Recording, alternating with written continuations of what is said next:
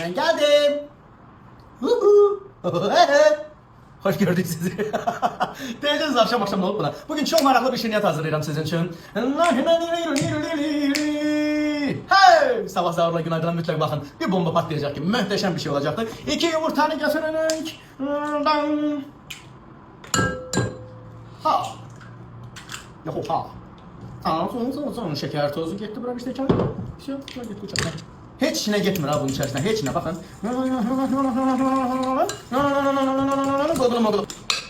Bunu belə elədik. Elədik mi? Bunu belə elədik mi? Bunu da bizim değerli imal yağını da kesip bayaqdan su vannası. Vanna qəbul eləyir burada. Vanna qəbul eləyir. Vanna çimir. Bu yağı da 150 qramda tökdük bura. Bir stəkan şeker tozu, 150 qramda yağ. Əssalam. Vanil gitti bura. Gitti. Günay beni öldürecek. Hey hey hey. Sonra bunun içine 3 stəkan yarım un tökməliyik. Bu 1 stəkan, 2 stəkan. Tökdüm yerə. Suyumuzu da töktük, 1 stəkan da töktük. Ona göre de yufacık böyle biraz uncuktan elavleniyoruz. Bugün aramadım ama bilir o beni. Çok uzaklardayım ama görür o beni.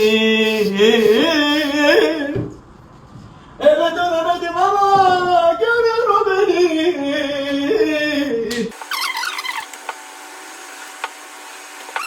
Dostlar, kündəmiz hazırdır. Çay stəkanını, armudlu stəkanı, ağzını belə batırırıq kakaoya. Kakaoya batırırıq, buna bəzək veririk də belə. Endragoni. 180 derece kızdırılmış sobada 15 dakika pişecek.